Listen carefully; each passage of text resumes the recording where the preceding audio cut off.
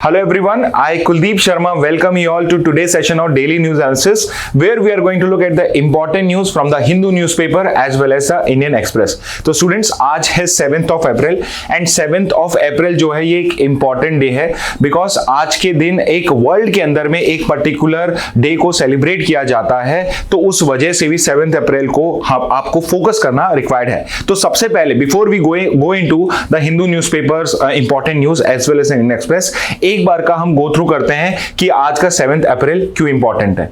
तो 7th ऑफ April is the day जिस दिन हम वर्ल्ड हेल्थ डे को सेलिब्रेट करते हैं। तो आपको पता होना चाहिए इस साल का जो वर्ल्ड हेल्थ डे है उसकी थीम क्या है, and you should also know कि आप 7th ऑफ अप्रैल को वर्ल्ड हेल्थ डे क्यों सेलिब्रेट करते हैं। तो सबसे पहले हर साल आप वर्ल्ड हेल्थ डे 2025 को सेलिब्रेट करते हैं, तो ये ऑफिशियल पोस्टर है इस बार का। So you can look at the poster also, you can see it's a women dominated posters and हर किसी के हाथ में यूजुअली आप देखोगे मदर्स को भी यहां पे शोकेस करा है। सो इट शोकेस, अगर ये पोस्टर भी आपको याद होगा तो आपको समझ में आ जाएगा कि इस बार थीम का क्या फोकस है, कहां पे इसका फोकस है। तो पहले लेकिन हम डिस्कस करते हैं कि हर साल हम 7th ऑफ अप्रैल को वर्ल्ड हेल्थ डे सेलिब्रेट क्यों करते हैं। So you should be knowing कि एक इंटरनेशनल ऑर्गेनाइजेशन है, यूनाइटेड नेशन की एक स्पेशलाइज्ड बॉडी है जिसका नाम है world health organization. So this particular body WHO came into existence on this particular day only. तो it was the date of 7th April, the year was 1948 जिस दिन आपका WHO का फॉर्मेशन हुआ था। इसीलिए उसी पर्टिकुलर इवेंट को कमेमोरेट करने के लिए हम एवरी ईयर ऑन 7th अप्रैल को आपका वर्ल्ड हेल्थ डे सेलिब्रेट करते हैं। और हर साल जब ये डे सेलिब्रेट किया जाता है तो इसकी एक थीम भी होती है कि इस पूरे साल हम कहां पे फोकस करेंगे। तो इस बार की थीम है आपकी healthy beginnings hopeful futures. Healthy beginnings basically यहां पे आप देख सकते हैं कि maternal health, neonatal health के ऊपर पे यहां पे फोकस है। तो theme is healthy beginnings hopeful futures, focus is on maternal and newborn health. So maternal मतलब मदर की health as well as newborn babies की हेल्थ के ऊपर पे इस बार का जो आपका वर्ल्ड हेल्थ डे है या इस पर्टिकुलर ईयर है उस पे फोकस रहेगा, इस पर्टिकुलर उसके ऊपर पे। तो M of the 2025 campaign is to end preventable maternal and newborn death। तो इसमें जो 2025 का आपका जो पर्टिकुलर वर्ल्ड हेल्थ डे है इसमें हमारा focus because maternal and newborn health के ऊपर पे है, तो हमारा सबसे इंपॉर्टेंट एम रहेगा कि हम जितनी भी प्रिवेंटेबल डेथ होती है, आपकी मैटरनल डेथ होती है, मदर की डेथ होती है बर्थ के टाइम पे, या न्यूबॉर्न की डेथ होती है let's say because of some issue in delivery और because of let's say malnutrition, तो उसमें हमारा फोकस रहेगा। सेकेंड हमारा फोकस रहेगा to prioritize women's long term health and wellbeing. So not just in the short term but long term के अंदर में हम विमेन हेल्थ को कैसे बेटर कर सकते हैं उस पे हमारा फोकस रहेगा। यानी again the main focus is going to be on nutrition पे रहेगा एंड सैनिटेशन।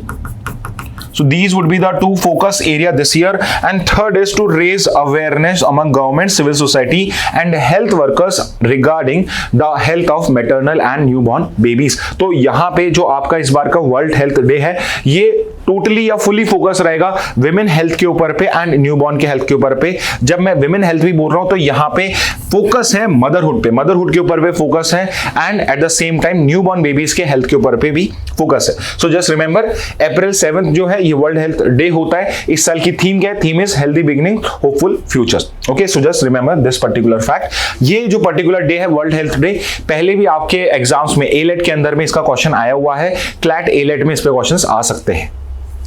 ओके, अब नेक्स्ट न्यूज पे मूव करते हैं। Pamban bridge and engineering marvel as per PM. तो प्राइम मिनिस्टर मोदी ने आपका तमिलनाडु के अंदर में एक ब्रिज का इनॉग्रेशन करा है, और ये ब्रिज इसलिए स्पेशल है। Why it is special? Because ये इंडिया का पहला वर्टिकल लिफ्ट सी ब्रिज है। वर्टिकल लिफ्ट सी ब्रिज मतलब कि ब्रिज ऐसे है, ब्रिज खुल जाएगा, वर्टिकल लिफ्ट हो जाएगा। So it is the India's first vertical lift sea bridge. 70 metres तक इसका शिप जो ये पर्टिकुलर जो ब्रिज है, ये इसकी जो हाइट है ये ऐसे रेज हो सकती है और ये शिप्स को ऐसे पास करने के लिए अलाउ कर सकती है। तो पहले से आपका एक पंबन ब्रिज था जो आपका बेसिकली रेलवे ब्रिज था जो ब्रिटिशर्स के टाइम का था, उसकी जगह अब ये नया ब्रिज हमने बनाया, वो डिफंक्ट हो चुका था, अब हमने ये पर्टिकुलर ब्रिज यहाँ पे बनाया है। अब ये जो पर्टिकुलर पंबन ब्रिज है ये कनेक्ट किसको करता है? सो एक आइलैंड है, आइलैंड का नाम है Pamban. Pamban is the name of the island. और अगर आप थोड़ा सा मैप को थोड़ा सा जूम आउट करोगे वहां पे, तो आप वहां पे देखोगे कि जो आपका पम्बन वाला आइलैंड है वो मेनलैंड ऑफ इंडिया से सेपरेटेड है और उसी को ही ये पम्बन ब्रिज कनेक्ट कर रहा है। ओके, तो पम्बन ब्रिज, अगर आपको पम्बन में जाना है, आपको रामेश्वरम पे जाना है या आपको धनुषकोडी पे जाना है, तो आप या तो पहले बोट के थ्रू या शिप के थ्रू जा सकते थे या फिर आप ये पर्टिकुलर ब्रिज लेते थे। तो अब ये पर्टिकुलर ब्रिज जो है इसको यहां पे कंप्लीट कर दिया गया है और ये रामेश्वरम को कनेक्ट करेगा with Ramanathapuram on the mainland. तो रामनाथपुरम तो मेनलैंड के ऊपर पे कनेक्ट करता है और पम्बन आइलैंड के ऊपर पे the place is Rameswaram town, जो मेन बड़ा टाउन है। Rameswaram is a very famous town, it's a religious town. तो रामेश्वरम टाउन को ये कनेक्ट करेगा आपका पम्बन ब्रिज आपका। Okay, and important point, India का पहला वर्टिकल आपका लिफ्ट सी ब्रिज है। एक और इंपॉर्टेंट पॉइंट है विच इज कौन सी वाटर बॉडी के ऊपर पे है, तो ये भी एक इंपॉर्टेंट पॉइंट है कि ये पार्क स्ट्रेट के ऊपर पे। And why I am pointing out कि ये आपको पता होना चाहिए, बिकॉज इस वो जो पर्टिकुलर रीजन है वहां पे है तो इंडियन ओशन ही, बट हमने उसको नेमिंग अलग अलग तरह से कर रखी है। फॉर एग्जाम्पल, वहां पे एक पार्क स्ट्रेट है, एक एरिया है वहां पे जिसका नाम पार्क बे है, पार्क बे है, and then also you have your Indian Ocean. Indian Ocean जो भी दो टाइप से आप डिवाइड कर सकते हो, one on the bay of Bengal side और other is bay of Bengal side पे है और दूसरा अरेबियन सी साइड पे। तो बिकॉज वहां पे तीन ये ऐसे वाटर बॉडी हैं जिनको हमने ऐसे डिवाइड करा, इनकी नेमिंग अलग कर रखी है, इसलिए park straight would also become important for you. Next important point, किसने कंस्ट्रक्ट करा है, तो it is rail Vikas Nigam limited. Okay, तो फैक्चुअल इंफॉर्मेशन है, but I am trying two point out कि इसमें से आपको कितने इंपॉर्टेंट फैक्ट्स हैं जिन पे फोकस करना है, जैसे कि रामेश्वरम से रामनाथपुरम को यहां पे कनेक्ट किया जा रहा है, ब्रिज का नाम न्यू पम्बन ब्रिज है। वाई? बिकॉज जो आइलैंड कनेक्ट किया जा रहा है उसका नाम पम्बन है। कौन सा वाटर बॉडी है जिसपे ये पर्टिकुलर ब्रिज एग्जिस्ट करता है, तो वो पार्क स्ट्रेट है। Why this bridge is important? Because ये इंडिया का पहला वर्टिकल लिफ्ट सी ब्रिज है। इससे पहले इंडिया में कोई भी वर्टिकल लिफ्ट सी ब्रिज नहीं था और इसकी जो हाइट है वो इंक्रीज या राइज ये हो सकता है अप टू 17 मीटर्स और इसको कंस्ट्रक्ट किया रेल विकास निगम लिमिटेड ने। अगेन, आप अगर इंफॉर्मेशन में फोकस करोगे तो 20 जी के क्वेश्चंस में भी कुछ क्वेश्चन इसी टाइप के आपको मिलेंगे। ओके, इसके अलावा यहां पे जब प्राइम मिनिस्टर मोदी कहीं भी जाते हैं तो वो अपनी एक स्पीच भी देते हैं। तो स्पीच के अंदर में apart from talking about the Pamban bridge, he has also talked about two और थ्री बिग इंफ्रा प्रोजेक्ट जो इंडिया ने अभी अभी रिसेंटली कंप्लीट करे हैं। जैसे कि यू शुड नो दिस कि वर्ल्ड का highest rail bridge, not longest, not the difficult one, but world में अगर हाईएस्ट लेवल पे, अगर एल्टीट्यूड के हिसाब से देखा जाए तो हाईएस्ट रेल ब्रिज जो है वो चेनाब ब्रिज है, जो अभी अभी हमने फंक्शनल करा है। तो वहां पे आपकी ट्रेन जाती हैं। Second is Atal Setu. अगर इंडिया के लॉन्गेस्ट सी ब्रिज की बात करी जाए, not the world but India का लॉन्गेस्ट सी ब्रिज कौन सा है, तो उसका नाम है अटल सेतु, जो मुंबई के अंदर में है। और तीसरा है longest rail cum road bridge. तो ये पर्टिकुलर जो ब्रिज है इस पे रेलवेज भी रन करती हैं और इस पे रोडवेज भी, या रोड भी आपकी बनी हुई है। और अगर सबसे बड़े ऐसे ब्रिज की बात करी जाए तो वो है बोगीबील ब्रिज, बोगीबील ब्रिज। तो ये तीन और आपके वन लाइनर्स हो जाएंगे जो CLAT, AILET, others law entrance के लिए आपके लिए इंपॉर्टेंट हो जाएंगे। ओके, तो ये न्यूज हो गई आपकी, जो फर्स्ट पेज न्यूज थी, आपकी फ्रंट पेज न्यूज थी आपके हिंदू न्यूज़पेपर में। ओके, अब हम आगे मूव करते हैं, नेक्स्ट न्यूज की तरफ जाएंगे। तो स्टेट पेज के ऊपर पे एक न्यूज आई हुई है, 20% reservation for Agniveer in Haryana police recruitment after army service as per Nayab Singh Saini, जो आपके हरियाणा के सीएम है। अब ये जो पर्टिकुलर न्यूज है इसके अंदर में सिर्फ ये पर्टिकुलर न्यूज रिपोर्टिंग है, तो अदरवाइज ये न्यूज वैसे काम की नहीं है, बट बिकॉज यहाँ पे अग्निवीर स्कीम का मेंशन है तो आई थॉट कि आप सबको अग्निवीर स्कीम जो है वो पता होनी चाहिए, या अग्निपथ स्कीम भी आप इसे बोल सकते हो, ये आपको पता होनी चाहिए बिकॉज ये एक इंपॉर्टेंट स्कीम है फॉर इन केस अगर आप आर्मी, नेवी या एयरफोर्स के अंदर में below officer level, not for officer level, officer level के लिए एनडी का एग्जाम होता है, सीडीएस का एग्जाम होता है, अगर आपको बिलो ऑफिसर लेवल के अंदर में एंट्री करनी है तो उसके लिए अब आपको अग्निवीर स्कीम के थ्रू ही रिक्रूटमेंट करवाना पड़ेगा या उसी के थ्रू आपको जाना पड़ेगा। तो ये जो अग्निपथ स्कीम है, ये जो आपकी अग्निपथ स्कीम है, ये 22 में लॉन्च करी गई थी, 22 में लॉन्च करी गई थी बाय मिनिस्ट्री ऑफ डिफेंस। और इस पर्टिकुलर स्कीम को लॉन्च करने का रीजन था कि आपकी जो एवरेज एज है आर्मी में, सोल्जर्स की जो एवरेज एज है आर्मी में वो करीब 32 से 33 हो रही है। एंड अगर हम वर्ल्ड के स्टैंडर्ड के हिसाब से देखें या आर्मी के जो वर्ल्ड के स्टैंडर्ड्स के हिसाब से देखें, इट इज वेरी हाई, बहुत ज्यादा है, बहुत ज्यादा एज ओल्डर साइड में फॉल कर रही है। इतनी अगर इस टाइप की एवरेज एज होगी, विच मींस कि बहुत सारे लोग होंगे जो शायद इससे कम भी होंगे, पर बहुत सारे ऐसे लोग होंगे जो इस एज से भी ज्यादा होंगे, यानी एवरेज एज जो है आर्मी के अंदर में वो बहुत ज्यादा है।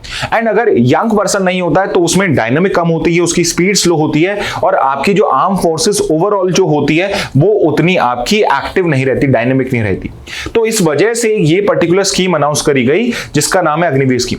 और ये जो पर्टिकुलर स्कीम है ये यूएस में भी ऐसी एक स्कीम चलती है, उसी के बेसिस पे करा हुआ है। ओके, तो यूएस में भी इसी टाइप की स्कीम है जिसमें आप शॉर्ट पीरियड के लिए वहां पे सर्विस कर सकते हो, और उसके बाद if you want to continue you can continue in that service, otherwise you can go back to your normal civilian life. Okay, तो सिमिलरली इंडिया ने भी अग्निवीर स्कीम लॉन्च करी है, 22 में लॉन्च करी है, विद द सोल ऑब्जेक्टिव कि हम एवरेज एज जो है वो 32 33 से इसको 26 या और पॉसिबल हो सके तो 24 तक लेकर आए।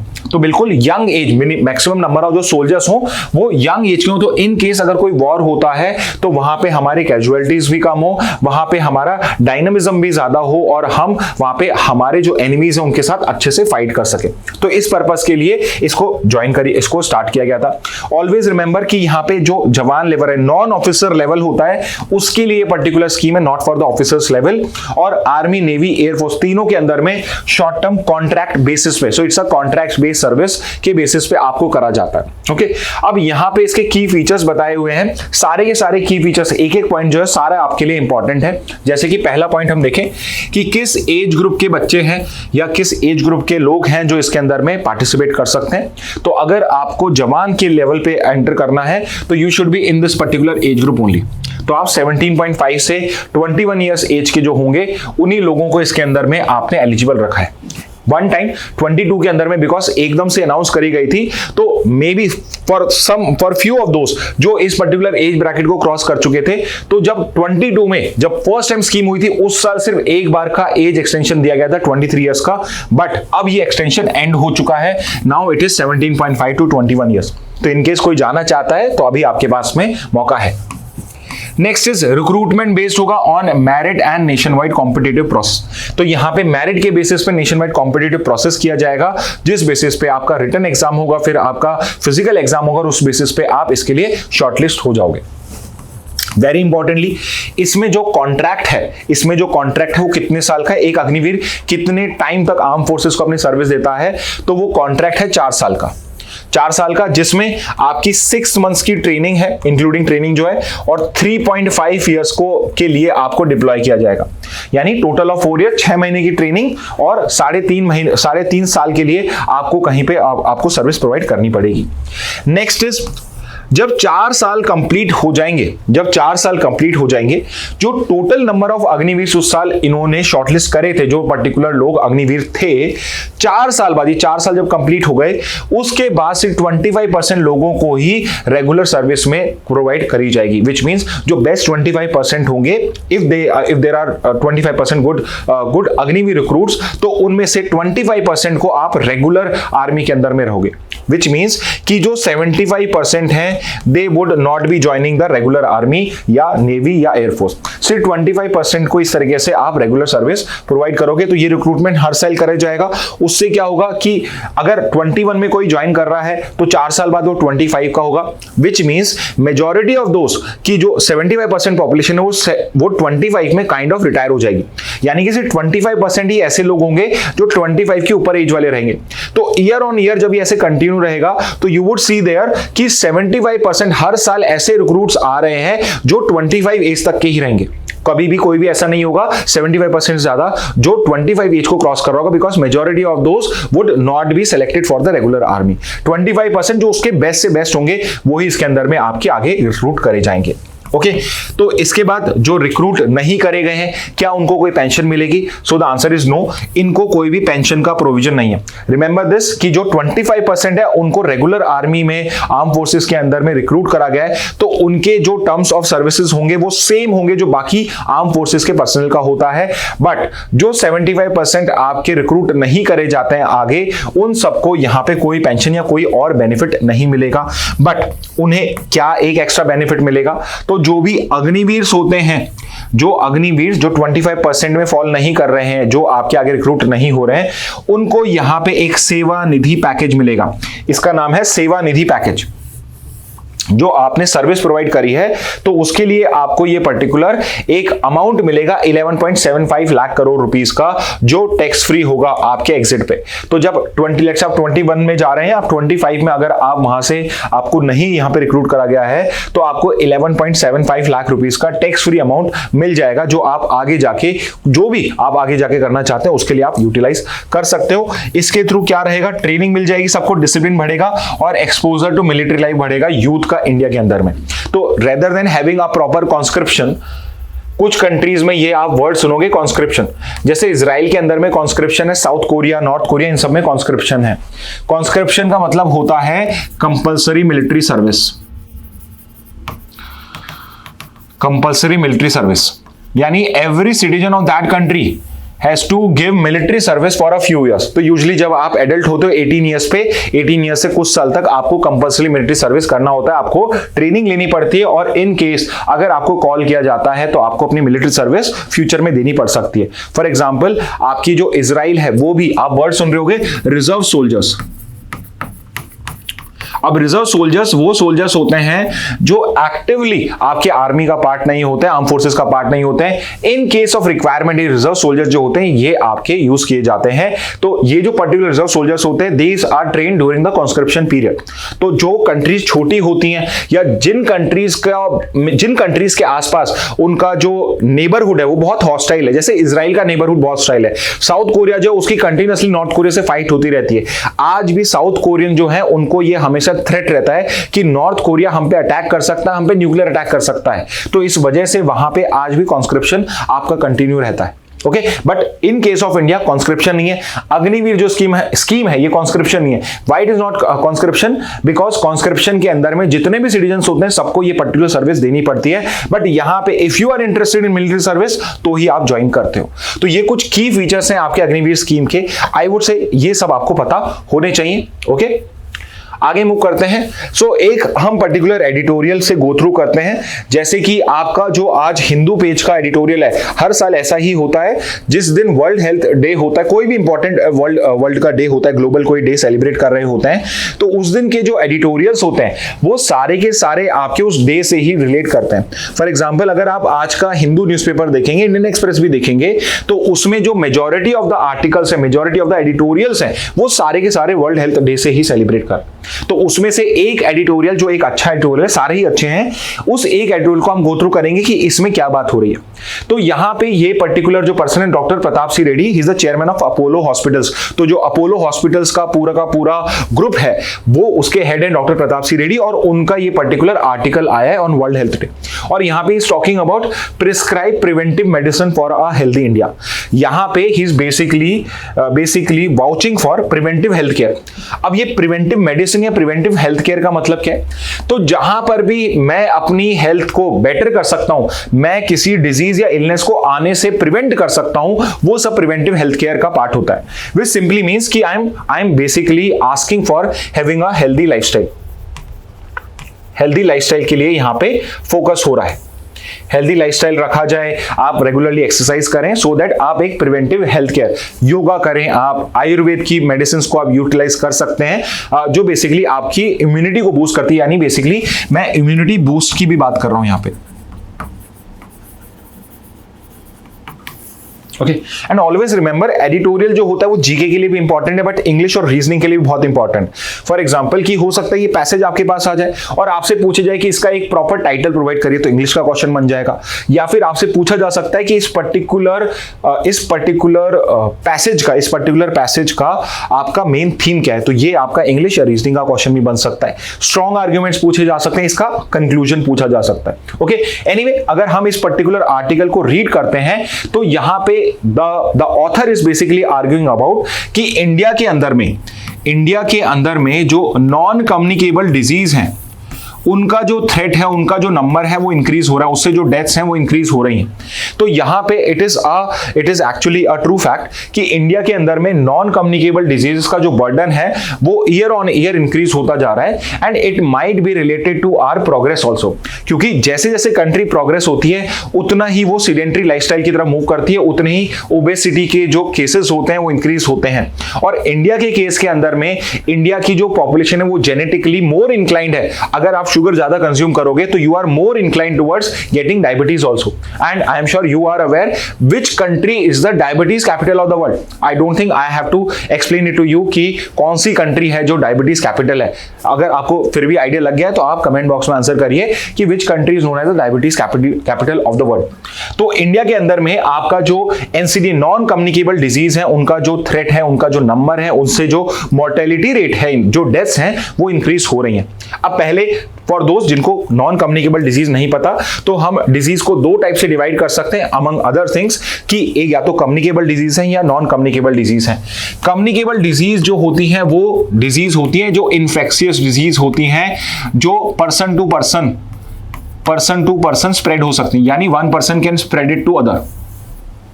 जैसे कि अगर एक एग्जांपल दूं तो टीबी या tuberculosis is one of the disease जो इन्फेक्शियस होती है, जो एक पर्सन से अलग पर्सन को पहुंच सकती है। या फिर वेरी फेमस, आप सबको पता होगा, कोविड-19, ये भी एक कम्युनिकेबल डिजीज है। On the other hand non communicable disease होती हैं जिनको हम कई बार लाइफस्टाइल डिजीज भी कह देते हैं। तो वो जो होती है वो इन्फेक्शियस नहीं होती हैं, ये बॉडी में आपके इंटरनली आपकी स्प्रेड होती हैं। यूजुअली लाइफस्टाइल डिजीज इसलिए कहा जाता है because it is basically due to your lifestyle only. आपकी जैसी लाइफस्टाइल होगी उसी बेसिस पे आपको नॉन कम्युनिकेबल डिजीज का जो थ्रेट होता है वो आपके इंक्रीज होता है, इसलिए नॉन कम्युनिकेबल डिजीज को हम लाइफस्टाइल डिजीज भी कहते हैं। ओके तो यहां पे इनका मेन फोकस जो है इस पर्टिकुलर आर्टिकल का वो ये है कि India must adopt a preventive health care approach to tackle rising cases of non communicable disease like heart disease, diabetes, cancer. So अभी कल का क्या, आप कोई सा भी न्यूज़पेपर देखिए, every second third day you would read a news that a 25 year old got a heart attack. उसको हार्ट अटैक आ गया है। Someone a kid as young as 16 years 17 years has been diagnosed with diabetes।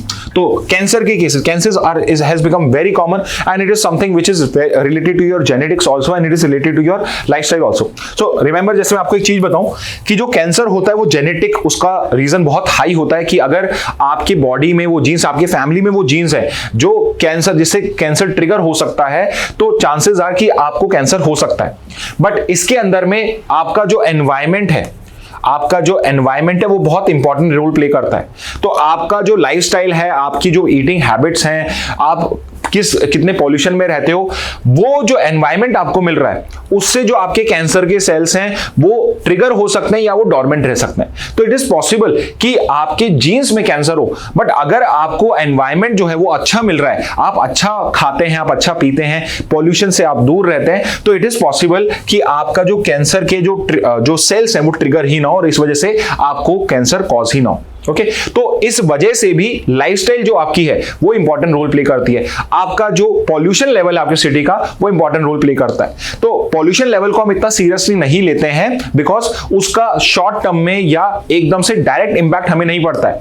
Always remember कि दिल्ली के case में या गुड़गांव के case में अगर बात करी जाए, वहां पे जो पॉल्यूशन लेवल है it is very harmful in the long term. तो 5 साल 10 साल बाद 15 साल बाद जाके उसके हेल्थ इंपैक्ट्स आपको दिखना स्टार्ट होंगे। फॉर एग्जाम्पल कि अगर कोई न्यूबॉर्न बेबी गुड़गांव में पैदा होता है, so the chances of developing a asthma like disease when he turns let's say 12-15 या कोई भी इस टाइप की डिजीज, उसके चांसेस आपके एक्सपोनेंशियली इंक्रीज हो जाते हैं। तो यहां पे रिमेंबर दिस, पॉल्यूशन बिकॉज एकदम शॉर्ट टर्म में हमें इंपैक्ट नहीं करता है, डायरेक्टली इंपैक्ट नहीं करता है, तो उसका हमें इंपैक्ट क्या होता है वो समझ में नहीं आता है, बट लॉन्ग टर्म में वो इंपैक्ट कॉज करता है।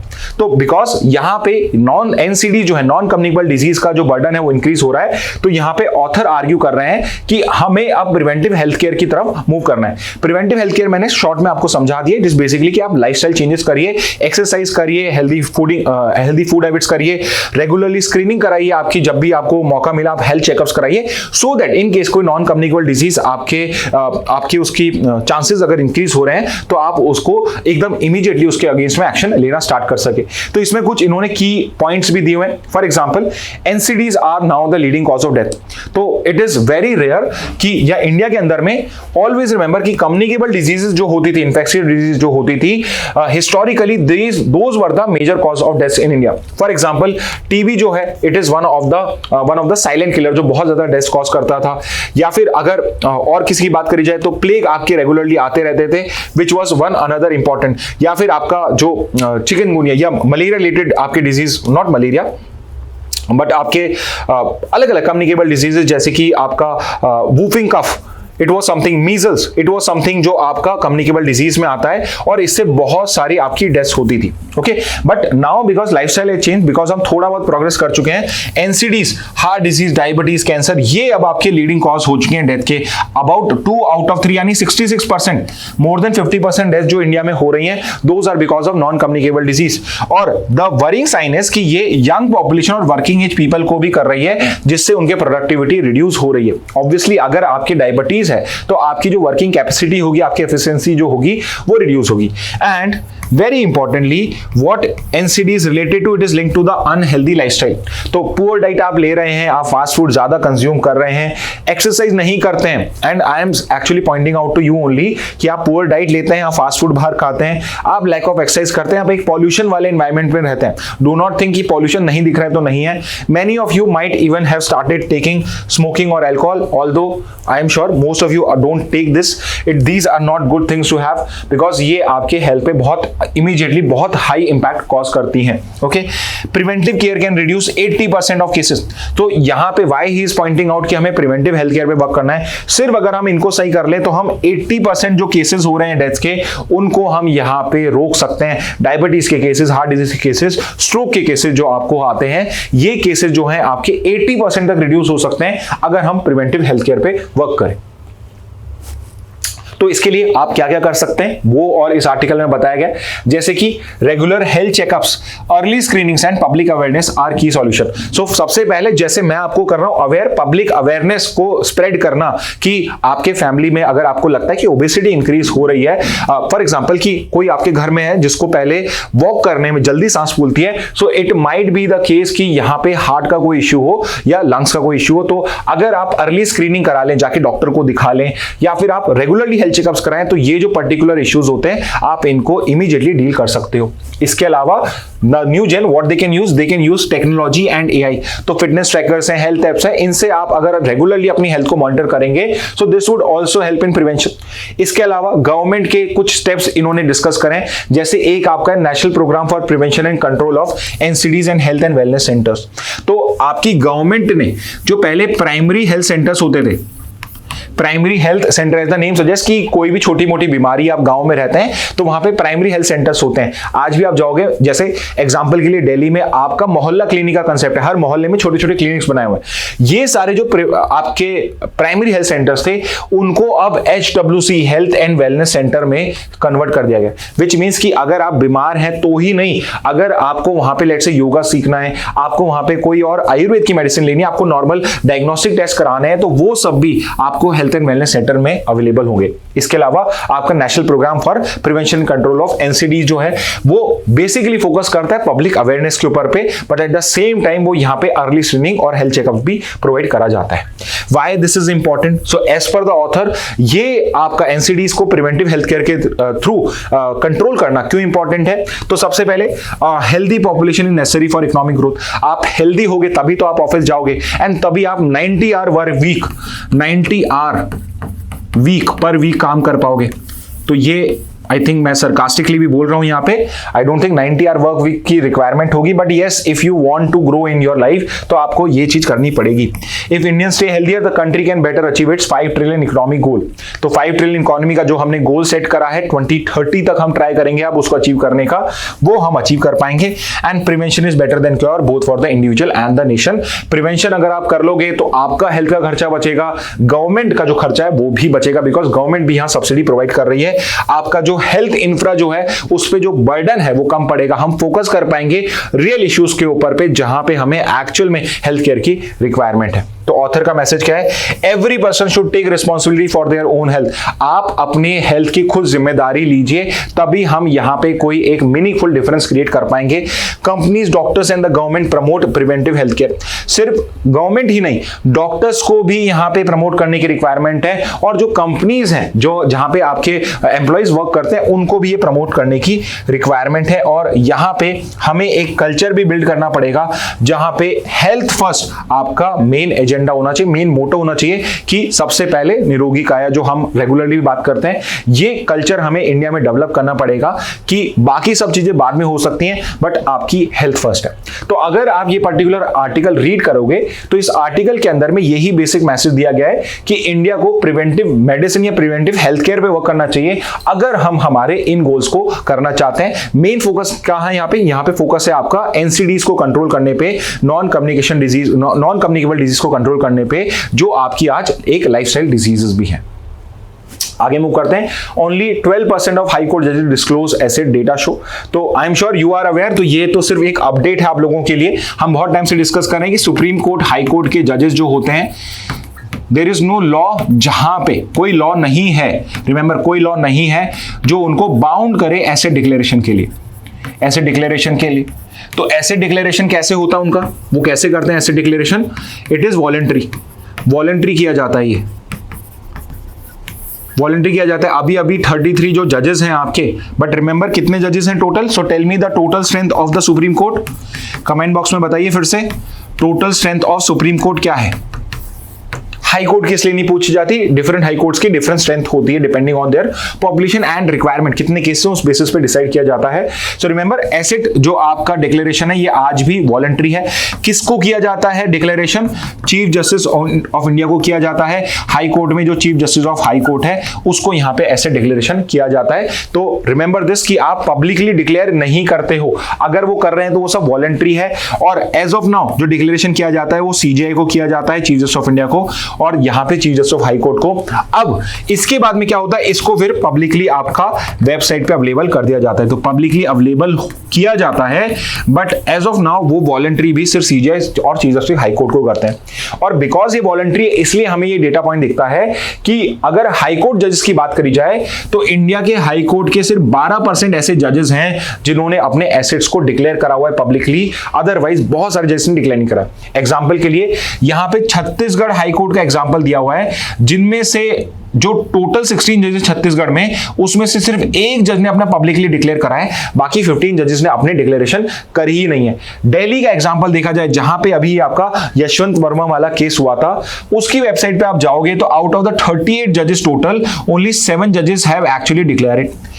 और एक और एग्जांपल ले लेता हूं, मद्रास हाईकोर्ट का एग्जांपल देखिए, 65 जजेस स्ट्रेंथ है, बट उसमें से 5 जजेस हैं जिन्होंने पब्लिकली डिक्लेयर करा है। रेस्ट 60 जजेस जो हैं उन्होंने अपने एसेट्स को डिक्लेयर ही नहीं करा है। Why they have not declared? Because it is totally voluntary. तो उनके अगेंस्ट में कोई एक्शन नहीं हो सकता है। और अभी पार्लियामेंट जो है वो इस पर डिस्कशन कर रही है, पहले भी कर रही है, रिफॉर्म्स की बात चल रही है, और पार्लियामेंट जो है वो डिस्कस ये कर रही है कि क्या यहां पे आपका लीगल या कोई लॉ होना चाहिए जहां पे asset declaration supreme court, high court जजेस का कंपलसरी हो।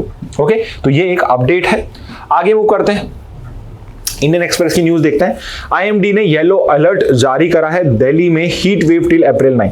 तो हीट वेव जो है लास्ट ईयर भी बहुत इंपॉर्टेंट टॉपिक रहा था, और ये आई वुड से अब हर साल ये इंपॉर्टेंट टॉपिक रहेगा। और आप तो तब तक इसको अच्छे से करते रहना जब तक ये एग्जाम में आपके पूछ नहीं लिया जाता, ठीक है। जिस दिन पूछ लिया जाए तो नेक्स्ट ईयर शायद नहीं पूछा जाएगा, बट अभी तक पूछा नहीं गया। तो हीट वेव एक इंपॉर्टेंट टॉपिक है।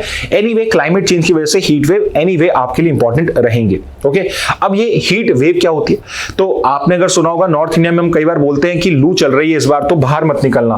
तो क्या हीट वेव्स लू होती हैं क्या? तो रिमेंबर दिस, जो लू है वो हीट वेव नहीं होती। हीट वेव एक अलग कंसेप्ट होता है। आई नो इसमें वेव्स वर्ड यूज है, बट एक्चुअल में हीट वेव लू नहीं होती है, या ये कोई वार्म आपकी विंड्स नहीं होती हैं। Heat wave is basically a phenomena, और heat wave is basically a prolonged period of excessive hot weather, ठीक है। तो हीट वेव क्या होती है? अगर कई दिनों तक, बहुत टाइम तक एक्सेसिवली गर्म टेम्परेचर है, ज्यादा टेम्परेचर है नॉर्मल से। तो फॉर एग्जांपल ऐसे समझो कि अगर जयपुर के अंदर में अप्रैल 1 से अप्रैल 7 एक हफ्ते का अगर मैं टाइम देख रहा हूं, अप्रैल 1 से अप्रैल 7 के अंदर में यूजुअल टेम्परेचर जो रहता था वो 35 डिग्री रहता था, 35 डिग्री रहता है। बट अगर ये मान लो कि अप्रैल 6 को और अप्रैल 7 को यहां पे टेम्परेचर 41 डिग्री सेल्सियस था और 42 डिग्री सेल्सियस था, तो ये अप्रैल 6 और 7 जो डेज होंगे ये अब आपके हीट वेव डेज डिक्लेयर कर दिए जाएंगे कि ये हीट वेव्स हैं।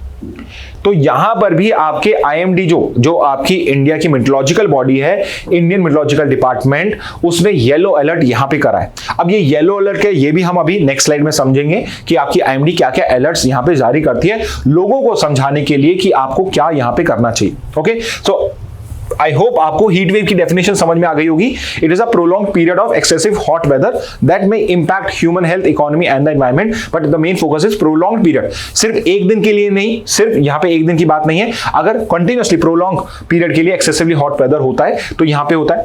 अब यहां पे एक इंपॉर्टेंट पॉइंट आप समझ लेना कि आईएमडी का जो क्राइटेरिया है, आईएमडीजी का जो क्राइटेरिया है यहां पे, वो प्लेन्स के लिए, प्लेन एरियाज के लिए अलग होता है, कोस्टल एरियाज के लिए अलग होता है, हिली रीजन के लिए अलग होता है। And I am sure logic भी आप लगा सकते हो कि यहां पे बिकॉज डिफरेंट टाइप का क्लाइमेट रहता है तो वहां की पॉपुलेशन को आदत नहीं होती है। हो सकता है कि हिली रीजन्स के अंदर में 35 डिग्री जो जयपुर का लोकल टेम्परेचर, बहुत नॉर्मल टेम्परेचर हम मान रहे हैं, वो यहां पे हिली रीजन्स के लिए बहुत हाई हो। तो इसलिए इन तीनों का जो क्राइटेरिया डिक्लेयर करने का वो डिफरेंट होता है। ओके, तो अगर हम बात करें हीट वेव का क्राइटेरिया क्या है एज पर आईएमडी, तो अगर ज्योग्राफी के बेसिस पे देखेंगे तो प्लेन्स एरिया में अगर मैक्सिमम टेम्परेचर 40 डिग्री सेल्सियस या उससे ज्यादा है तो आपका यहां पे आप हीट वेव डिक्लेयर कर सकते हो। यानी कि सिर्फ एक दिन नहीं, प्रोलॉन्ग्ड पीरियड होना चाहिए। और प्लेन एरिया, जयपुर भी प्लेन एरिया में है, यहां पे भी 40 डिग्री से ऊपर जाता है, बट अगर नॉर्मल टेम्परेचर 35 होना चाहिए था तो 40 जा रहा है तो बात अलग है। बट अगर मान लो जयपुर में रहता ही 40 डिग्री उस पर्टिकुलर पीरियड में,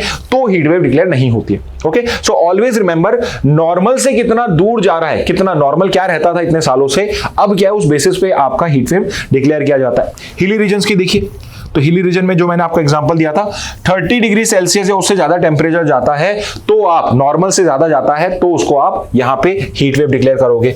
और कोस्टल रीजन्स के अंदर में it is 37 degree Celsius. Coastal region के अंदर में आप देखोगे प्लेन से कम डिग्री पर ही हीट वेव डिक्लेयर हो जाती है। And one of the reason is कि कोस्टल एरियाज के अंदर में ह्यूमिडिटी ज्यादा होती है, ह्यूमिडिटी ज्यादा होती है। तो I am sure you must have observed humidity. अगर ह्यूमिडिटी और फिर हीट हो तो वो और भी ज्यादा बेकार लगता है ना उस टाइम में। तो ये रीजन होता है कि आपका 37 डिग्री सेल्सियस पे आप इस तरह से डिक्लेयर कर देते हो। ओके, अब देखते हैं डिपार्चर फ्रॉम नॉर्मल टेम्परेचर के हिसाब से। तो जो मैं आपको अभी समझा रहा था कि 35 डिग्री अगर मेरा नॉर्मल टेम्परेचर है, उससे कुछ डिविएशन होना चाहिए। तो फॉर एग्जांपल मैं जयपुर में हीट वेव तब डिक्लेयर करूंगा अगर नॉर्मल टेम्परेचर अप्रैल 1 से अप्रैल 7 को 35 डिग्री सेल्सियस रहता था। अगर डेविएशन जो है वो 4.5 डिग्री से 6.4 डिग्री के बीच में है, अब नॉर्मल फॉर एग्जांपल 35 है, तो अगर 40 हो गया तो मैं कह सकता हूं यहां पे कि ये 4.5 को क्रॉस कर चुका है। ठीक है, 41, 40, 42 तक। तो यहां पे इतना अगर डिविएशन है नॉर्मल से रेगुलर में 2 दिन तक, तो मैं यहां पे इसको हीट वेव डिक्लेयर कर सकता हूं। तो एक क्राइटेरिया वो है, एक क्राइटेरिया ये भी है।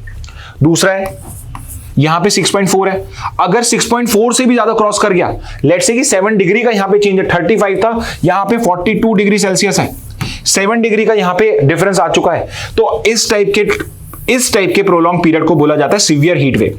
सो दो टाइप से हीट वेव डिक्लेयर करी जाती है, एक तो ये हीट वेव या नॉर्मल हीट वेव, और एक severe heat wave.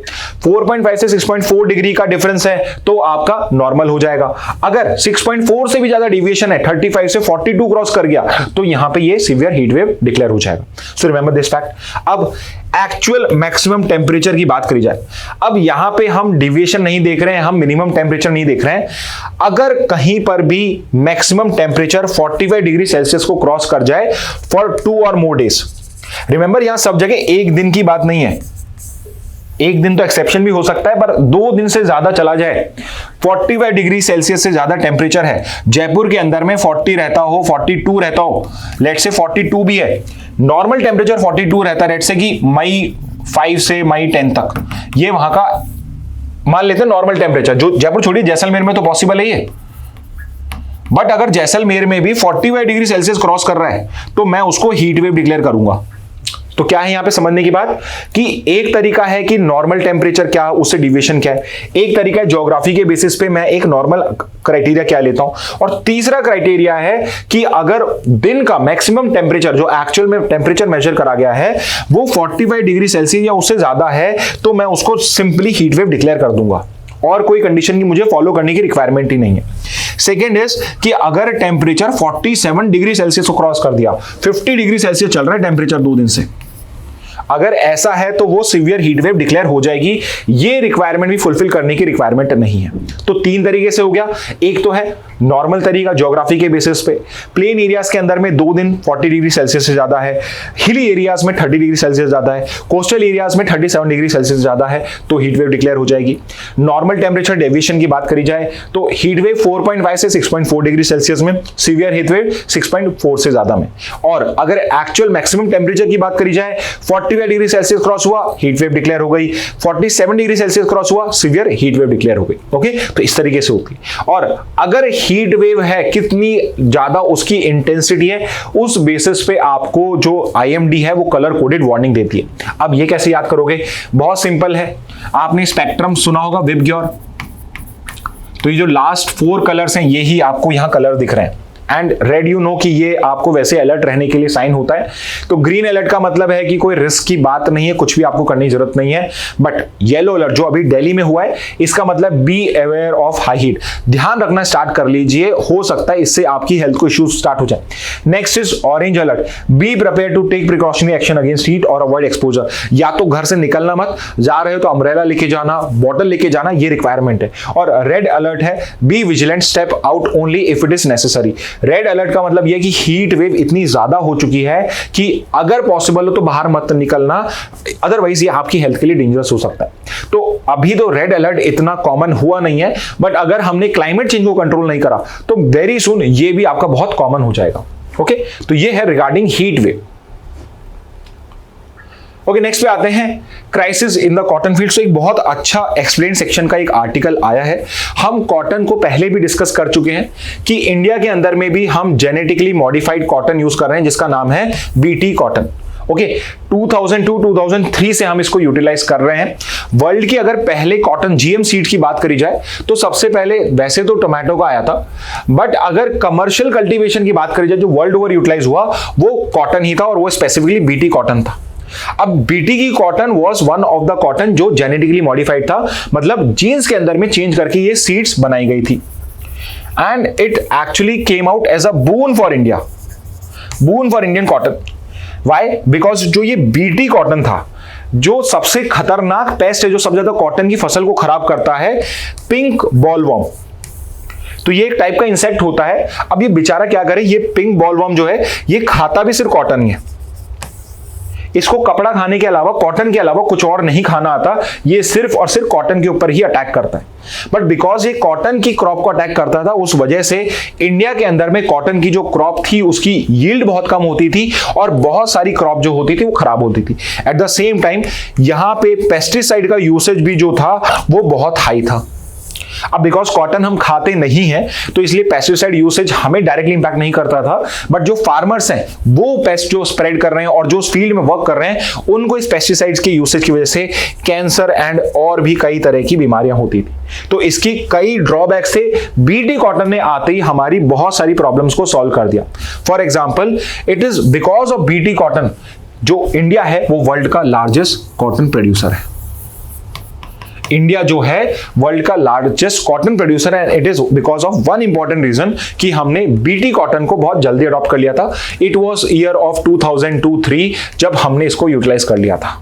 Okay, but if you know this कि हम सबकी बॉडी में एक इम्यून सिस्टम होता है। फॉर एग्जांपल, कोविड-19 जब शुरू में आया था हमारी इम्यूनिटी नहीं थी तो बहुत ज्यादा डेथ कॉज हो रही थी। फिर उसके बाद में धीरे धीरे उससे इलनेस या आपको कुछ दिन की बुखार वो सब आने लगा। धीरे धीरे अब वो एक नॉर्मल सर्दी जुकाम की तरह हो चुका है। And that's because of vaccination, because of our own immunity buildup, हमारी जो बॉडी है वो इम्यून हो चुकी है। तो बीटी कॉटन के अंदर में जो ये आपका पिंक बॉलवर्म है ये भी विद टाइम जो है ये इम्यूनिटी डेवलप होना स्टार्ट कर चुका है। एंड अब सिचुएशन ये हो चुकी है 2014 से 2014-15 के बाद से बहुत सारे जो बीटी कॉटन के सीड्स हैं वो रेजिस्ट नहीं करते हैं पिंक बॉलवर्म को, विच मींस कि अगर आप बीटी कॉटन के सीड्स को भी यूज कर रहे, यूटिलाइज कर रहे हो कॉटन को ग्रो करने के लिए, तब भी आपका पिंक बॉलवर्म जो है वो आपकी इनको अटैक कर सकता है। एंड बिकॉज ऑफ दिस आपका जो प्रोडक्शन है, जैसे कि आपका जो प्रोडक्शन है वो आपका डिक्रीज हुआ है, it is just 294 lakh bales. तो कॉटन को मेजर किया जाता है लाख बेल में, LB लाख बेल्स, ओके, गट्ठर लाख बेल्स के अंदर में सिर्फ 294 लाख बेल्स। अब सुनने में बड़ा लग रहा है बट इंडिया इससे बहुत ज्यादा करता था। It is one of the lowest since 2008-9। सो आप सोचिए कि मैं 15 साल पुराना पीरियड अगर देखता हूं तो 24-25 के अंदर में जो प्रोडक्शन हुआ है वो 294 लाख बेल्स ही हुआ है as if I look at the data from 2008-9। तो यहां पे बहुत सिचुएशन वो है, but at the same time यहां पे हमें ये हमारे लिए क्यों इतना इंपॉर्टेंट है, बिकॉज अगर कॉटन की बात करी जाए, इंडिया का जो कॉटन है ट्रेडिशनली भी, हिस्टोरिकली भी हम बहुत फेमस रहे हैं आपके टेक्सटाइल्स के लिए, और आज भी हमारा जो इंडियन कॉटन का टेक्सटाइल है वो भी बहुत फेमस है। और इंडिया के लिए इंपॉर्टेंट इसलिए भी है कि अगर अभी जो यूएस के डोनाल्ड ट्रंप की टैरिफ की बात करी जाए तो अगर लोएस्ट टैरिफ देखा जाता है जो भी कॉटन प्रोड्यूसिंग कंट्री है उसमें लोएस्ट इंडिया के ऊपर पे। तो इंडिया के फर्म्स के पास में, इंडिया के कॉटन ग्रोवर के पास में बहुत अच्छी अपॉर्चुनिटी है कि वो यहाँ पे यूएस के मार्केट को कैप्चर कर सकता है। व्हाई? बिकॉज चाइना पे 54%, वियतनाम पे 46%, बांग्लादेश पे 37%। If you will look at your close, और यहाँ पे Vietnam, yes Vietnam is also mention, 46% Bangladesh. अगर आप आपके नए जो भी क्लोज, ब्रांडेड क्लोज बाय करोगे, अगर आप उस पे उसका कंट्री ऑफ ओरिजिन देखोगे, यू वुड सी कि क्लोज के ऊपर पे या तो आपको अभी वियतनाम दिख रहा होगा या बांग्लादेश होगा, बिकॉज ये मेजर टेक्सटाइल हब बन चुके हैं इस टाइम में। और यू कैन सी हियर कि आपकी जितनी भी बड़ी ब्रांड्स है, नाइकी है आपका या गुची है, ये सब भी आपके बांग्लादेश, वियतनाम से प्रोड्यूस करके उन आइटम्स को वहां पे एक्सपोर्ट कर रहे होते हैं चीप लेबर की वजह से। तो आप यहां देख सकते हैं वियतनाम में 46% लग रहा है, बांग्लादेश पे 37% लग रहा है, इंडिया पे 27% लग रहा है। तो अगर इंडिया यहां पे अच्छा कॉटन प्रोड्यूस करेगा, यहां पे इंडिया के अंदर में टेक्सटाइल की फैक्ट्रीज लगेंगी, तो वो यहां पे यूएस मार्केट को कैप्चर कर सकते हैं। तो इसलिए भी यहां पे कॉटन क्राइसिस को डील करना बहुत इंपॉर्टेंट है, ओके, बिकॉज सिर्फ 294 का है। अगर आपको एक आइडिया दिया जाए कि क्यों ये इतना कम लग रहा है, बिकॉज अगर 2013-14 की बात करी जाए तो वहां पे पीक प्रोडक्शन मिला था हमें 398 लाख का, यानी आप देख सकते हैं कि करीब 100 लाख बेल्स जो है आपकी, इतना 100 लाख बेल्स का आपका प्रोडक्शन जो है वो कम हो चुका है, 25% ड्रॉप हुआ है as compare to the previous years. इसको कैटेस्ट्रोफिक बताया गया, इतना कम आज तक नहीं हुआ है। तो आप ये भी समझ सकते हैं कि अगर कॉटन के प्राइसेस अब बढ़ेंगे तो आगे जाके आपके कपड़ों के प्राइस भी बढ़ने वाले हैं, okay.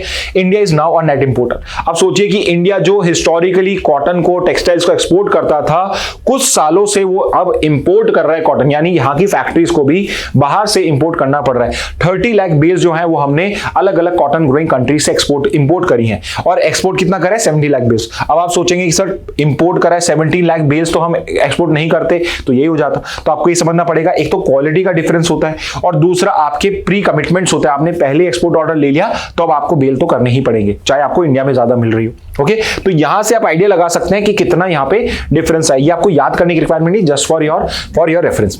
Initial success of BT cotton तो 2002-3 में करा गया था। इससे आपका प्रोडक्शन है 136। सोचिए जो अभी आपका रिडक्शन हुआ है उतना आपका पहले प्रोडक्शन होता था, और 2002-3 में जब से हमने करा, इसने 2013-14 10 साल के अंदर में इसको 4 टाइम्स कर दिया, करीब अराउंड 4 टाइम्स आपका प्रोडक्शन कर दिया। एक्सपोर्ट जो था वो आपका 117 बिलियन लाख बेल्स का हो चुका था। यू कैन सी हियर कि जितना हम प्रोड्यूस करते थे अब उतना हम एक्सपोर्ट करना स्टार्ट कर दिए थे। तो इससे आपको आइडिया लग सकता है कि जो बीटी कॉटन वाला ये सिचुएशन है, फेलियर है, क्यों हमारे लिए इतना इंपॉर्टेंट है, ओके। तो पिंक बॉलवर्म ये आपको मैं पहले ही समझा चुका हूं। इससे जो यील्ड है, ये पेस्ट जो है रेजिस्टेंट बन चुका है सिंस 2014। अब धीरे धीरे आपके कंटिन्यूस एक्सपोजर से जो बीटी कॉटन की सीड्स है उसको पिंक बॉलवर्म रेजिस्ट नहीं करता है।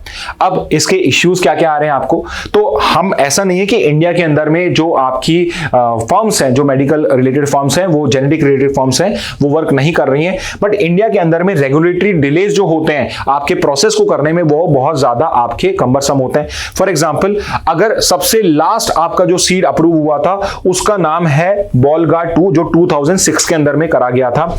इसके जो ट्रायल्स हैं वो कई साल लगते हैं, उस ट्रायल को करने में कई साल लगते हैं, तो ये भी एक बड़ा इशू है।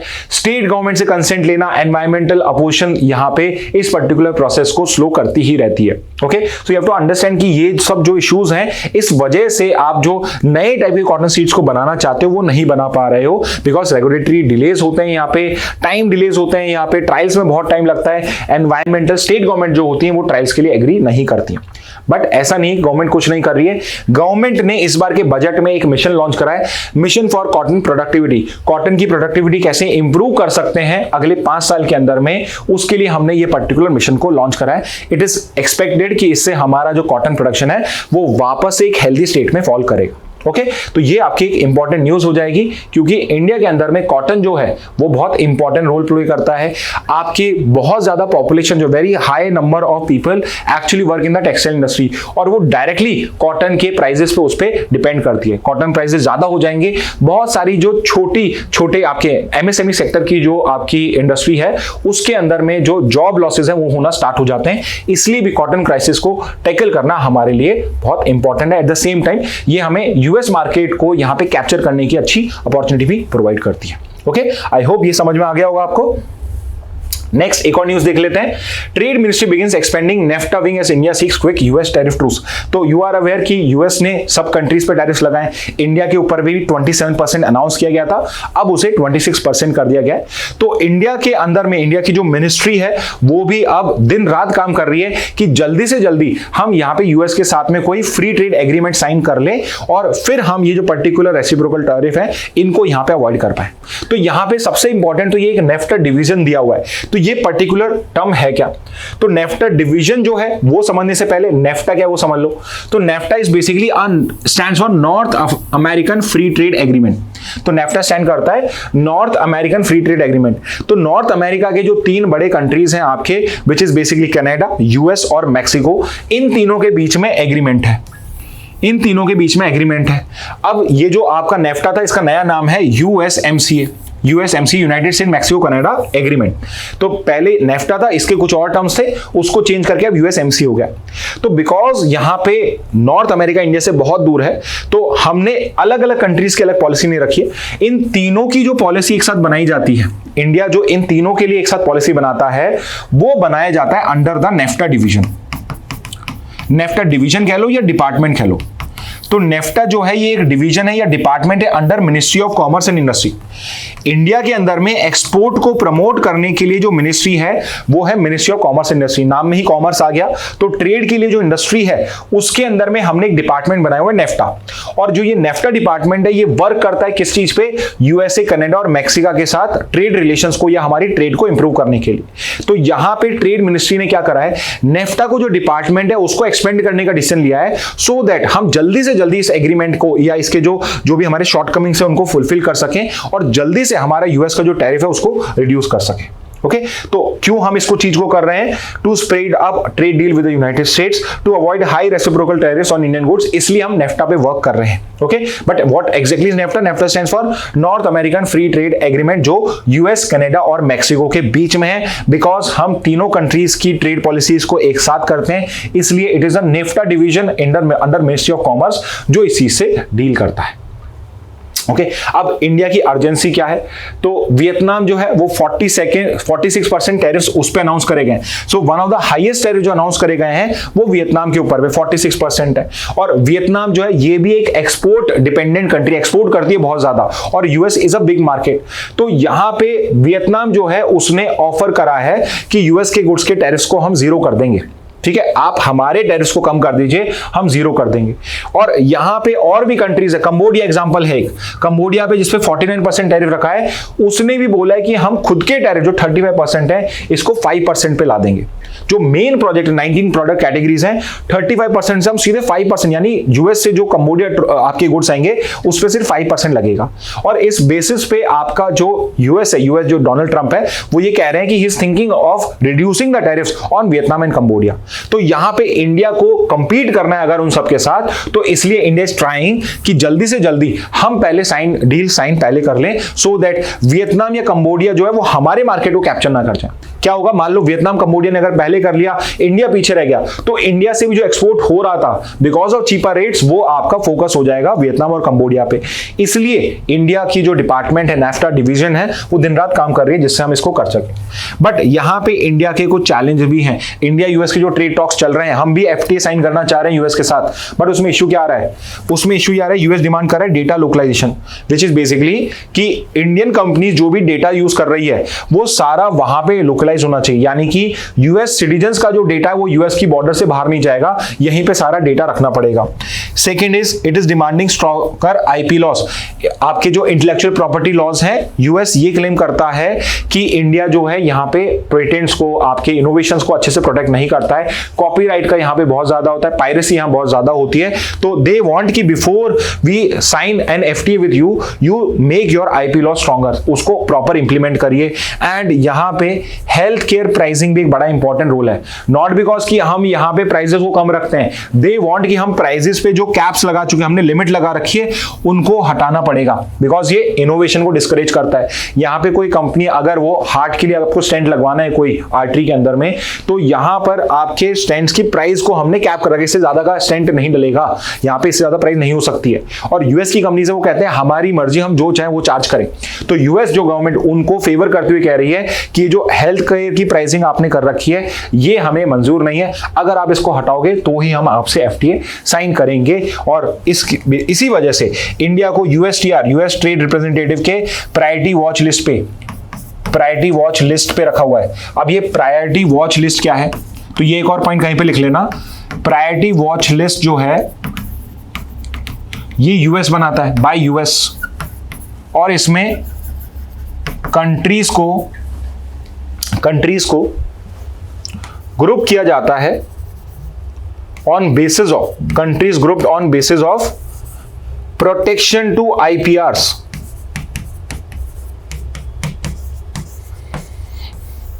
इफ यू रिमेंबर, एक एफएटीएफ करके बॉडी होती है, फाइनेंशियल एक्शन टास्क फोर्स, वो आपको ब्लैक लिस्ट कर सकती है, ग्रे लिस्ट में डालती है। सिमिलरली यहाँ पे यूएस जो है, ये कोई इंटरनेशनल लिस्ट नहीं है, ये यूएस के ट्रेड रिप्रेजेंटेटिव या जो ट्रेड डिपार्टमेंट है उनकी लिस्ट है, मिनिस्ट्री की लिस्ट है, जिसमें ये एक लिस्ट बनाते हैं प्रायोरिटी वॉच लिस्ट। और इसमें कंट्री को डिफरेंट ग्रेड्स देते हैं, प्रायोरिटी पे रखते हैं, नॉन प्रायोरिटी पे रखते हैं, डिपेंडिंग ऑन कि उस कंट्री के अंदर में जो इंटेलेक्चुअल प्रॉपर्टी राइट्स हैं उनका प्रोटेक्शन किस टाइप का है। तो यहाँ पे पेटेंट्स को लेके, ट्रेड सीक्रेट्स को लेके, इन सब को लेके इंडिया कैसा करता है, उस बेसिस पे इसको प्रायोरिटी वॉच लिस्ट पे रखा है। तो मेन चैलेंज जो इंडिया और यूएस ट्रेड डील का है वो ये है कि ये जो यूएस है वो डिमांड कर रहा है कि इंडिया के अंदर में स्ट्रॉन्गर आईपी लॉज होने चाहिए, अननेसेसरी की प्राइसिंग रिस्ट्रिक्शन नहीं होने चाहिए, तभी वो एफटीए साइन करेगा। तो यहां पे आपका एनए नाफ्टा जो है वो दिन रात काम तो कर रहा है, बट जब तक हम इन चैलेंजेस को डील नहीं करेंगे तब तक शायद यूएस भी एग्री नहीं करेगा। बट लेट्स होप कि शायद मोदी जी और डोनाल्ड ट्रंप की जो सांठगांठ है उसके थ्रू हम शायद कोई यहाँ पे सॉल्यूशन भी निकाल पाए। ओके, तो ये आपकी एक और न्यूज हो गई। ओके स्टूडेंट्स, तो ये सारी आपकी इंपॉर्टेंट न्यूज आज की थी, हिंदू की, इंडियन एक्सप्रेस की, वो हमने कवर कर ली है। आपको अब भी लगता है कि कोई न्यूज कवर नहीं हुई है तो उस पर्टिकुलर टॉपिक का नाम आप दे दीजिए, किसी और सेशन में हम उसको भी कवर कर लेंगे। Okay, so with this message let's end today session. Thank you and have a very nice day.